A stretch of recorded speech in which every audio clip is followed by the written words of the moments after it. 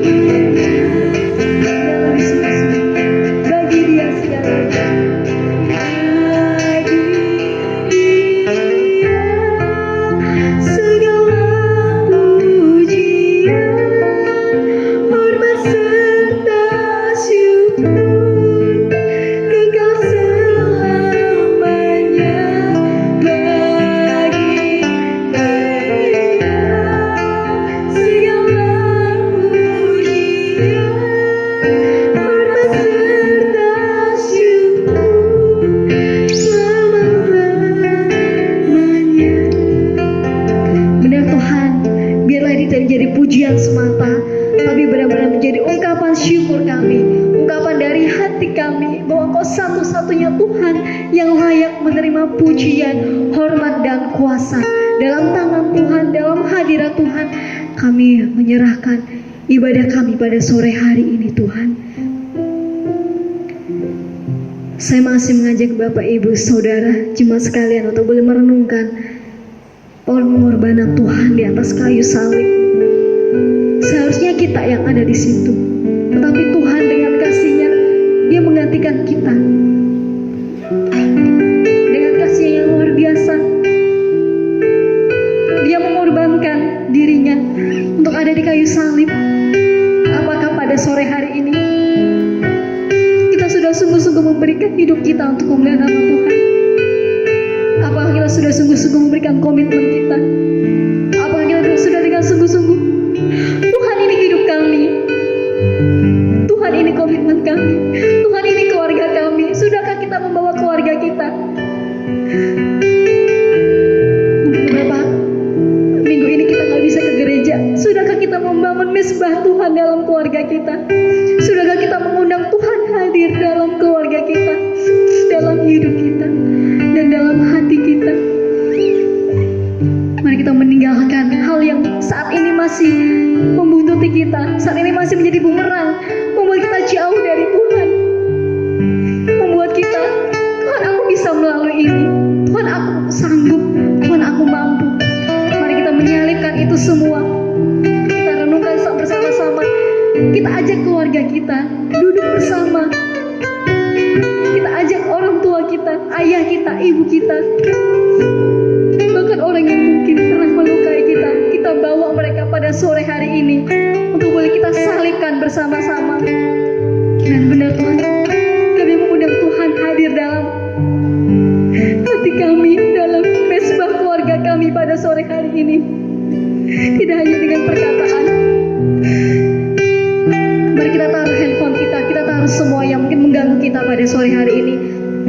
Kita taruh semua hal pikiran kita yang membuat kita nanti Tuhan, waktunya berdoa tetapi nanti. Tapi sekarang waktunya kita menyalipkan itu semua. Sekarang waktunya kami mau sungguh-sungguh Tuhan memberikan komitmen kami. Kita mau sungguh-sungguh memberikan hidup kami. Bahkan kami mau menyalipkan masa lalu kami, hal yang membuat kami jauh dari Tuhan. Sama-sama kita katakan pujian ini dari hati kita. Ku telah mati dan tinggalkan cara hidupku yang lama. Semuanya sia-sia. Di dalam Tuhan, hanya di dalam Tuhan, semua menjadi berarti. Bukan dengan barang.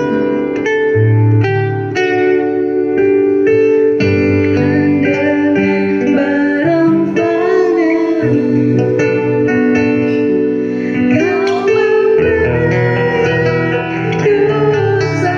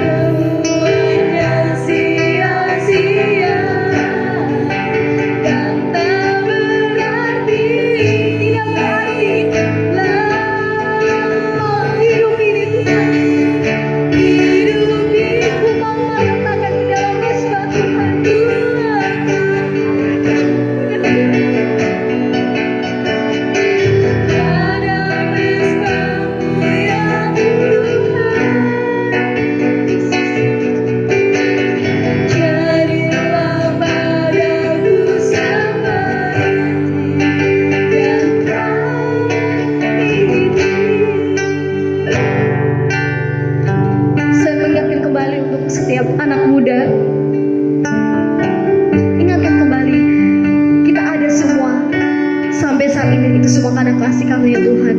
Mungkin Engkau muda, Engkau kuat, Engkau penuh dengan motivasi, Engkau penuh dengan mimpi, Engkau punya banyak sekali harapan, Engkau punya banyak sekali hal yang ingin Engkau capai.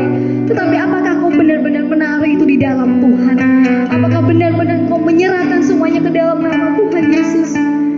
Untuk orang tua, sudahkah kita membawa anak kita, keluarga kita, membawa dalam nama Tuhan? Jangan sampai mereka berjalan dengan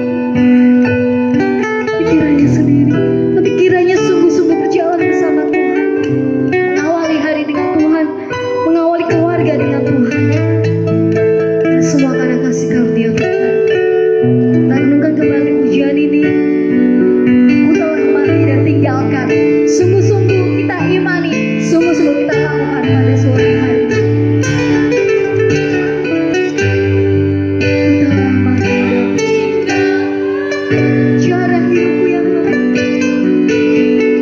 Cara hidupku yang lalu. Katakan semuanya sia-sia jika tidak di dalam Tuhan. Semuanya sia-sia dan tidak berarti. Dan tak berarti. Yang kau hidup kau meletakkan Tuhan pada mesbahmu, pada mesbahmu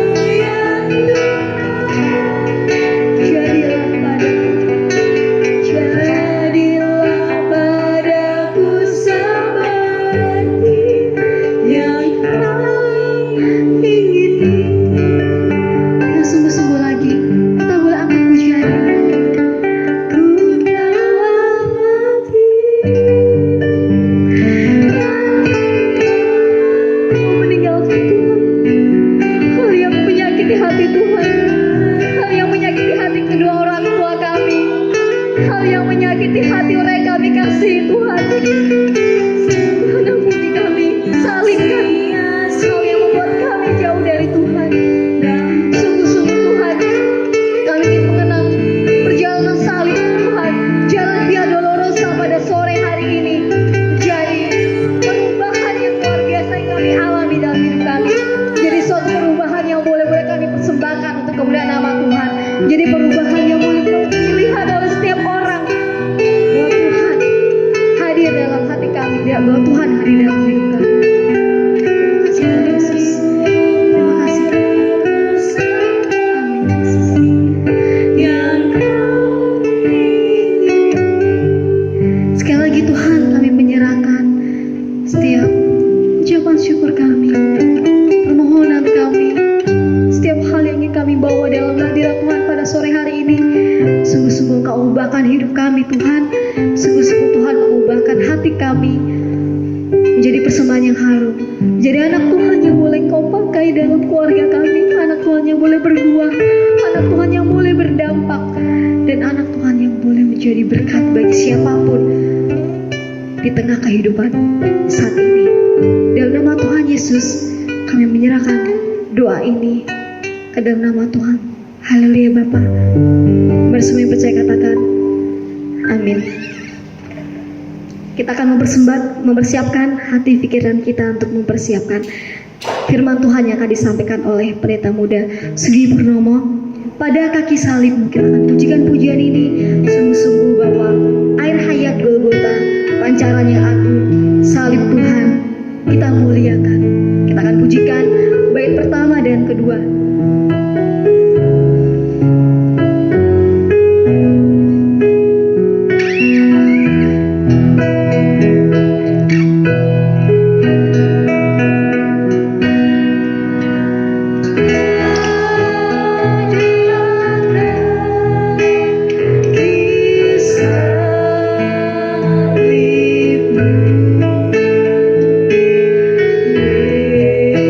Yesus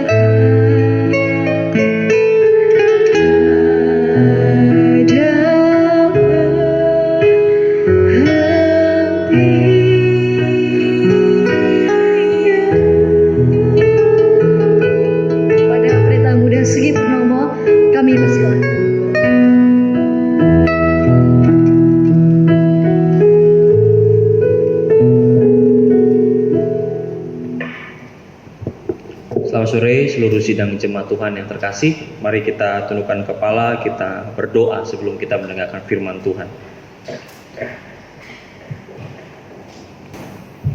Bapa yang Maha Kasih, kami bersyukur di mana Tuhan boleh memberikan kami waktu untuk bersama-sama di rumah masing-masing. Kami boleh menyembah Tuhan dan menghayati pengorbanan Tuhan di atas kayu salib bagi setiap umat manusia, terkhusus bagi umatmu di Gereja Baptis Indonesia Cilandak, Jakarta. Bapa di surga, kami sebentar akan mendengarkan sabda Tuhan. Kiranya Tuhan berbicara kepada setiap kami dalam penghayatan kami yang dalam ketika kami melihat, menyaksikan sebuah peristiwa kematian Yesus di atas kayu salib, menebus dosa kami sebagai umat manusia, dan memberikan kepastian kepada setiap kami tentang keselamatan. Terima kasih Tuhan, pakai hamba-Mu dalam keterbatasan untuk dapat mewartakan kebenaran firman. Terpujilah Allah yang hidup kekal selamanya. Haleluya. Amin. Shalom Bapak Ibu, saudara-saudara yang terkasih dalam Tuhan Yesus Kristus. Selamat sore. Kasih sukacita serta damai sejahtera dari Allah Bapa serta pimpinan kuasa Roh Kudus senantiasa menyertai kehidupan kita dimanapun kita berada. Pada sore hari ini kita kembali mengingat sebuah peristiwa yang amat penting dalam kehidupan iman Kristen kita, yaitu kematian Yesus Kristus sebagai Tuhan dan Juru Selamat hidup kita. Saudara-saudara yang terkasih dalam Tuhan Yesus Kristus, tugas Mesias yang diutus oleh Allah Bapa untuk datang ke dunia ini yaitu mati di atas kayu salib untuk menebus setiap dosa kita. Tentunya peristiwa kematian Yesus Kristus ini di atas kayu salib mengingatkan kembali kepada kita akan sebuah rangkaian yang cukup panjang dalam masa-masa Prapaskah, di mana puncaknya sampai hari ini adalah Yesus mati di atas Bukit Kalvari. Bapak Ibu saudara-saudara yang terkasih dalam Tuhan, sekalipun kita tahu persis bagaimana penderitaan Yesus Kristus dalam menanggung penderitaan sebelum sampai ke puncak Bukit Kalvari di atas kayu salib, kita melihat bagaimana penderitaan yang harus ia tanggung, bilur-bilurnya tercurah bagi kita. Hari ini kembali saya mau mengajak kita sekalian untuk melihat satu nats firman Tuhan yang terambil dari Injil Markus pasal yang ke-15. Injil Markus pasal yang ke-15 ayat yang ke-33 sampai dengan ayat yang ke-41. Mari Bapak Ibu perhatikan, membuka Alkitabnya di rumah masing-masing dalam Injil Markus pasal yang ke-15 ayat 33 sampai dengan ayat yang ke-41. Demikianlah firman Allah. Pada jam 12, kegelapan meliputi seluruh daerah itu dan berlangsung sampai jam 3. Dan pada jam 3 berserulah Yesus dengan suara nyaring, Eloi, Eloi, lama sabaktani, yang berarti Allahku, Allahku, mengapa engkau meninggalkan aku? Mendengar itu beberapa orang yang berdiri di situ berkata, lihat, ia memanggil Elia.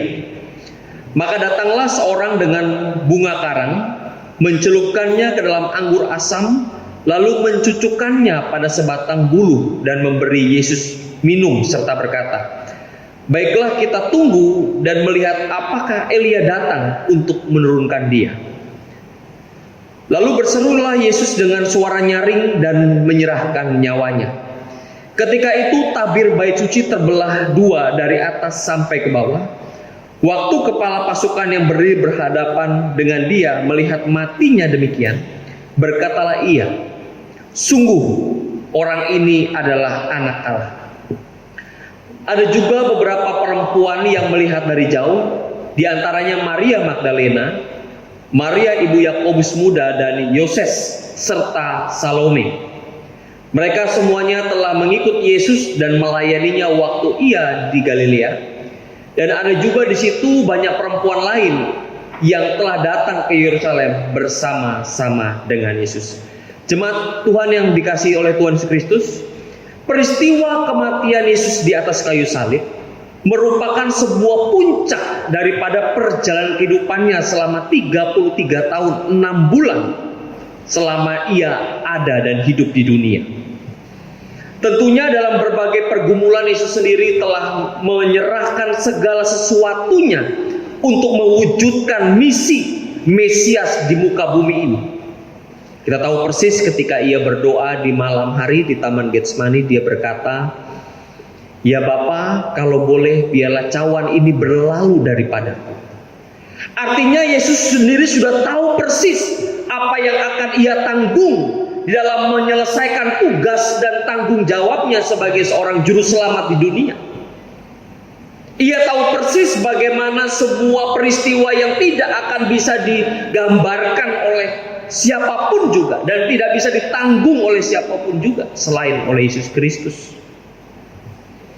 Bahkan beberapa penulis berkata pengorbanan Yesus adalah pengorbanan yang sempurna bagi umat manusia.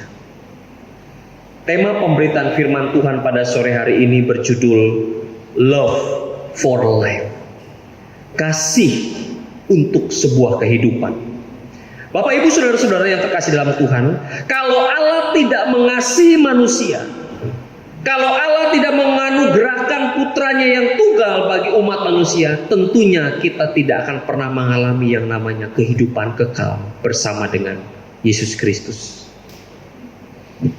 Kita kembali mengingat bagaimana Yohanes mencatatnya dalam Yohanes pasal 3 ayat 16. Karena begitu besar kasih Allah akan dunia ini, sehingga ia mengaruniakan anaknya yang tunggal, supaya setiap orang yang percaya kepadanya tidak binasa, melainkan beroleh hidup yang kekal.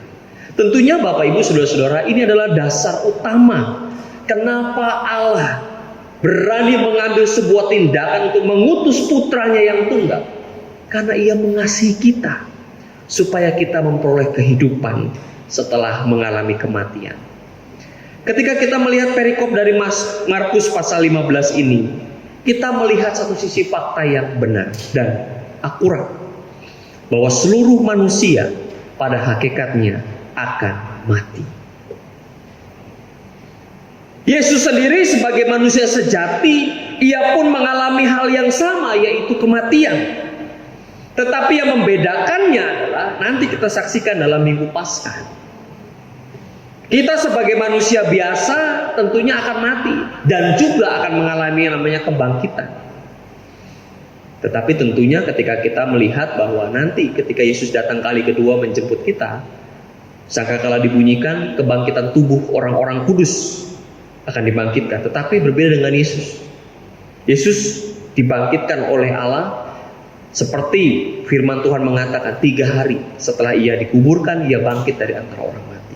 Mengapa Tuhan begitu mengasihi kita dan kita diberikan kesempatan untuk hidup bersama-sama dengan Allah? Mengapa ketika peristiwa kematian Tuhan Yesus di kayu salib disebut sebagai sebuah bentuk persembahan yang sempurna? Yang pertama yang sudah harus perhatikan dalam pesan Jumat Agung pada sore hari ini bagi kita sekalian. Yang pertama, karena di kayu salib inilah Yesus mati dan mempersembahkan dirinya untuk menebus dosa-dosa umat manusia.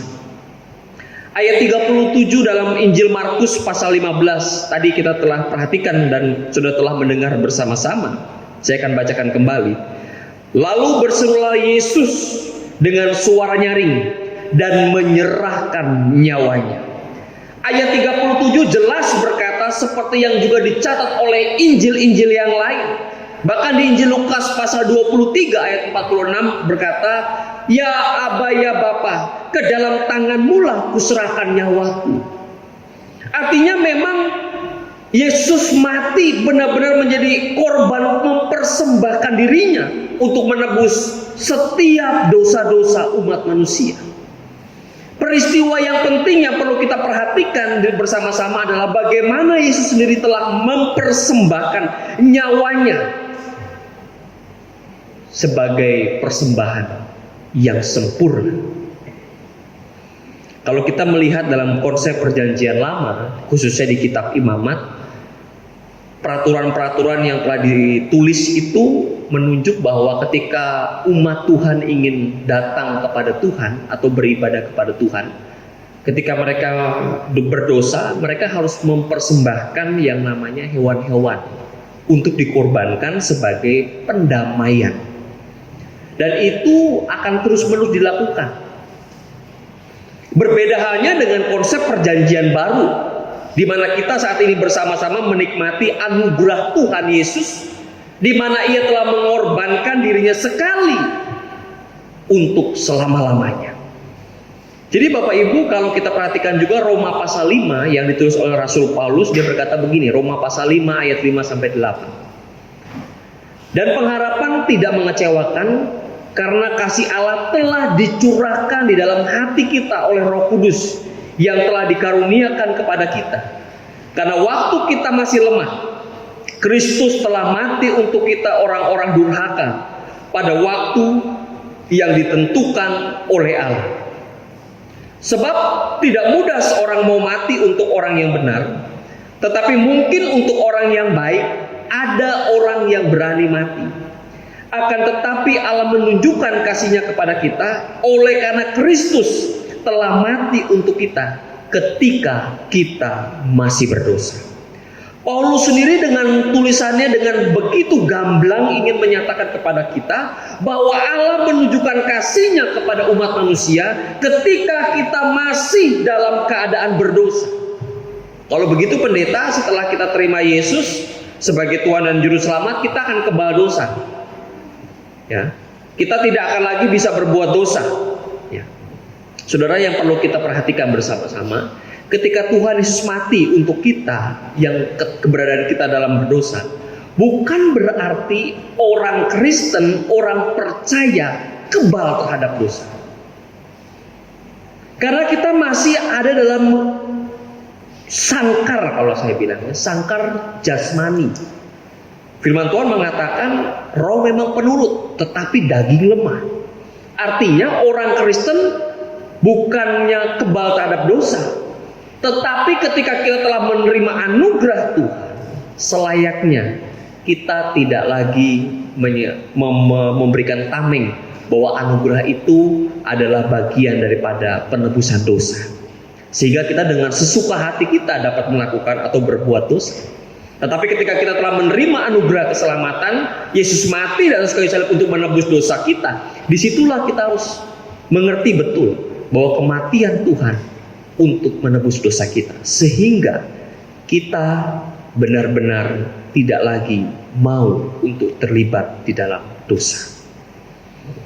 Itu yang pertama, bahwa kayu salib inilah, tanda salib inilah merupakan sebuah persembahan di mana Yesus mati dan menebus dosa-dosa umat manusia. Dan yang kedua, pesan firman Tuhan pada sore hari ini bagi kita dalam peristiwa ibadah Jumat Agung adalah di kayu salib inilah Tuhan Yesus merasakan suatu bentuk penderitaan yang amat sangat berat. Ayat 34 berkata, dan pada jam 3 berserulah Yesus dengan suara nyaring, Eloi, Eloi, lama sabachthani, yang berarti Allahku, Allahku, mengapa engkau meninggalkan aku? Ketika kita melihat sebuah tulisan yang ditulis oleh Markus yang menyatakan suara Yesus sendiri di atas kayu salib yang berkata, Eloi, Eloi, lama sabachthani, Allahku, Allahku, mengapa engkau meninggalkan aku? Seolah-olah Allah Bapa meninggalkannya dalam kondisi yang begitu sulit. Kayu salib adalah tempat di mana Yesus merasakan penderitaan yang sangat berat. Bapak, Ibu, saudara-saudara yang terkasih dalam Tuhan Yesus Kristus, ketika Tuhan berkata Eloi, Eloi, lama sabachthani, melukiskan tentang suatu pergumulan batin dan fisik yang berat dari Tuhan kita Yesus Kristus. Kemampuan kemanusiaannya dalam menanggung penderitaan telah mencapai titik tertinggi yang tidak bisa disejajarkan oleh apapun juga. Ketika ia berkata seperti itu, itulah titik di mana Tuhan tidak lagi mampu secara manusia menanggung penderitaan yang begitu berat. Dan akhirnya ayat 37 tadi berkata dengan suara nyaring, dan ia menyerahkan nyawanya. Kematian Yesus bukan kematian biasa, tapi penuh dengan perjuangan. Kematian Yesus menunjuk bagaimana upayanya menyelamatkan manusia dari dosa, dari upah dosa yaitu maut, tidak mudah tetapi berat dan sangat berat karena harus dilalui dengan berbagai macam kesengsaraan, kepahitan, dan pengorbanan yang disertai dengan darahnya yang tercurah. Dia telah menjadi penebus yang menyelamatkan umat manusia dari segala dosa. Yesus juga telah dilihat sebagai seorang imam yang luar biasa, bukan hanya mempersiapkan korban persembahan kepada Allah, tetapi Yesus sendiri yang menjadi korban persembahan yang hidup itu. Bapak Ibu saudara-saudara yang terkasih dalam Tuhan, ketika kita melihat kerelaan Yesus menerima berbagai macam penderitaan yang harus ia tanggung, siksaan, fitnahan, sengsara, bahkan kematian yang dijalaninya tanpa mengeluh dan tanpa menghindar. Ia telah sempurna melakukan persembahan. Apa yang harus kita lakukan setelah Yesus berkorban bagi kita? Ia telah membuktikan bahwa ia sungguh-sungguh mengasihi kita. Apakah kita rela juga menderita bagi dia? Kecenderungan kita saat ini adalah mengaku percaya kepada Yesus, tetapi tidak dapat melakukan kesetiaan, tidak dapat melakukan ketaatan, kasih, pengorbanan yang menjadi ciri khas dari penderitaan Yesus. Umat lebih memilih hidup yang baik, menghindari setiap penderitaan mengikut Kristus. Keinginan menderita bagi Yesus tidak dilakukan. Ini harus menjadi refleksi kita, perenungan kita bersama-sama. Setelah Yesus menderita bagi kita, apakah kita juga siap untuk menderita bagi Kristus? Bapak Ibu saudara-saudara yang terkasih dalam Tuhan Yesus Kristus, di hari Jumat Agung ini, biar kiranya firman Tuhan yang boleh kita baca dan kita dengar di rumah masing-masing benar-benar menjadi sebuah penghayatan yang mendalam dalam kehidupan kita bersama. Mungkin dalam perjalanan kehidupan iman Kristen saudara, ini adalah peringatan Jumat Agung pertama yang saudara lakukan tidak dalam ruang gedung gereja. Kita tidak bisa berkata ini yang pertama dan terakhir. Kita tidak tahu apa yang Tuhan kehendaki untuk bumi kita ini. Tetapi pesan saya kepada saudara-saudara yang terkasih dimanapun saudara berada, di rumah masing-masing, ketika Tuhan telah memberikan hidupnya, nyawanya secara totalitas bagi kita umat manusia, Dia telah menunjukkan kasih dan cintanya kepada kita supaya kita memperoleh kehidupan bersama dengan Dia. Apa yang saat ini dapat saudara berikan sebagai bukti saudara mengasihi Yesus Kristus? Di rumah Bapak Ibu saudara-saudara sekalian masing-masing, atau mungkin dalam perjalanan, atau mungkin dalam tugas saudara di kantor, di tempat pekerjaan saudara, ketika saudara mendengar khotbah dan membaca firman Tuhan pada sore hari ini. Hayatilah Jumat Agung bukan hanya sebagai sebuah peristiwa kalender gereja semata, liturgi gereja semata, tetapi benar-benar suatu refleksi perenungan yang mendalam bagi kita, di mana kita harus sungguh-sungguh menghayati setiap pengorbanan yang telah Tuhan Yesus lakukan untuk kita, agar kita benar-benar layak mengikut Tuhan. Amin. Mari kita berdoa.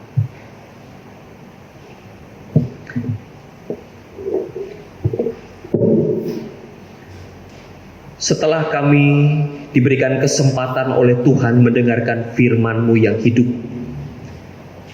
setelah kami diberikan kesempatan oleh Tuhan mengingat kembali sebuah peristiwa yang penting dalam kehidupan kami sebagai orang percaya, kami mau belajar Tuhan, bahwa Engkau telah melakukan banyak. Engkau telah melakukan yang mulia bagi kami. Kasih-Mu telah Engkau nyatakan, dan kami tidak lagi meragukan kasih-Mu dalam hidup kami. Engkau telah mengorbankan hidup-Mu, bahkan nyawa-Mu bagi kami orang-orang berdosa. Bapa, terima kasih. Penghayatan yang dalam kami boleh hayati di rumah masing-masing. Mungkin ini adalah Jumat Agung pertama kami lakukan di rumah, tanpa dihadiri, tanpa dengan orang-orang yang kami kasihi. Tetapi kami bersyukur Tuhan, kami boleh berkumpul dengan keluarga yang kami kasihi. Kami boleh saling menguatkan. Engkau boleh memulihkan hubungan keluarga demi keluarga, bahkan setiap anggota keluarga. Perkenankan kami Tuhan untuk benar-benar merenungkan apa yang telah Engkau lakukan di atas kayu salib bagi setiap kami. Ketika Tuhan berkata, Eloi, Eloi, lama sabachthani. Kami tahu persis, bahkan kami tidak sanggup menggambarkan betapa pedihnya Tuhan di atas kayu salib, mencurahkan darah yang kudus untuk kami orang-orang berdosa, sehingga kami yang percaya kepada Yesus Kristus memperoleh keselamatan di dalam Kristus. Bapa di surga, hamba-Mu bersyukur untuk firman-Mu. Dan kira-kiranya Tuhan, apapun yang kami lakukan di rumah masing-masing, kami percayakan hidup kami seutuhnya ke dalam tangan kuasa Tuhan. Bapa di surga, kami sekali lagi mengucapkan syukur dan berterima kasih. Oleh karena kemurahan Tuhan, boleh kami tetap rasakan perlindungan Tuhan, pimpinan Tuhan, kasih kuasa Tuhan dalam hidup kami. Di tengah-tengah kondisi yang saat ini terjadi di dalam kehidupan kami boleh tetap merasakan kasih setia Tuhan. Dan kalau sebentar kami akan mengakhiri kebaktian Jumat Agung, kami bersyukur untuk waktu yang baik yang telah Tuhan berikan bagi kehidupan kami. Sidang jemaat Tuhan dimanapun saudara berada, angkatlah kedua tanganmu dan terimalah ucapan berkat iman ini. Tuhan memberkati engkau dan melindungi engkau. Tuhan menyinari engkau dengan wajahnya dan memberi engkau kasih karunia. Tuhan menghadapkan wajahnya kepadamu dan memberi engkau damai sejahtera. Engkau akan terus naik dan tidak turun. Engkau akan menjadi kepala dan bukan ekor. Bahkan setiap tempat yang saudara dan saya pijaki, biarlah nama Tuhan kita Yesus Kristus dipermuliakan. Mulai saat ini sampai Maranatha, di mana Tuhan Yesus Kristus datang kali kedua, menjemput kita untuk pulang ke rumah Bapa di surga. Terima kasih untuk pengorbananmu yang sempurna bagi setiap kami. Haleluya. Amin. Selamat sore. Kiranya Tuhan Yesus memberkati kita sekalian. Dimanapun saudara berada, tetaplah berharap kepada Tuhan dan tetaplah bersukacita. Selamat memperingati ibadah Jumat Agung. Kiranya pertolongan Tuhan menyertai kehidupan kita sekalian. Shalom, salam sehat bagi seluruh keluarga besar Gereja Baptis Indonesia Cilandak. Amin. Persembahan dan persepuluhan dapat diberikan melalui transfer ke rekening GBI Cilandak BCA 6080414721 atas nama Milka Handayani.